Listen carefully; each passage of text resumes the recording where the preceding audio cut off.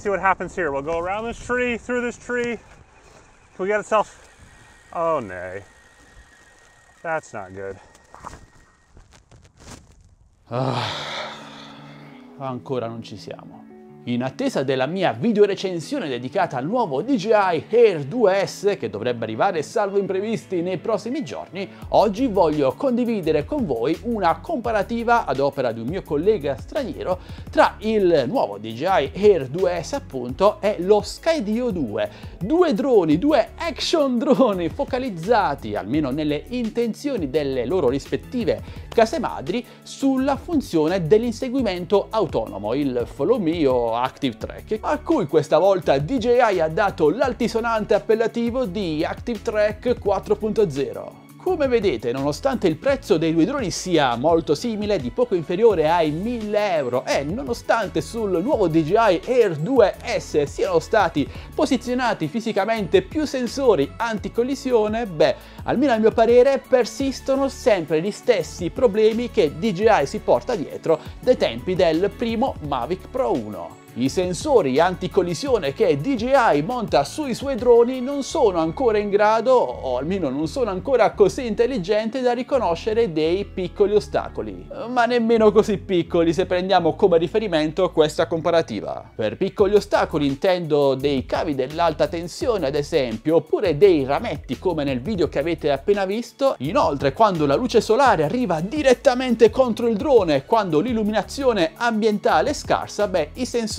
anticollisione dei droni DJI impazziscono o si disattivano del tutto, rendendo pericolosissimo l'inseguimento autonomo. Sotto questo aspetto la tecnologia utilizzata da Skydio 2 è ancora anni luce avanti. Peccato solo che questo drone non sia ancora in vendita qui in Europa, e dato che è passato un po' di tempo dalla sua uscita americana, credo che non ci arriverà mai. La mia impressione, ma potrei sbagliarmi, è che DJI monti sui suoi droni sempre gli stessi sensori anticollisione dai tempi del DJI Mavic 1 Pro, ovviamente velocizzando il processore interno dei suoi droni in modo da renderli più reattivi nel leggere ed evitare eventuali ostacoli, ma manca uno step evolutivo vero e proprio che dia maggiore sicurezza. E perdonatemi se sono così critico, ma trovo assurdo che sul nuovo DJI Air 2S, un drone pubblicizzato come drone adatto al Follow Me, all'Active Track, all'inseguimento autonomo di alto livello,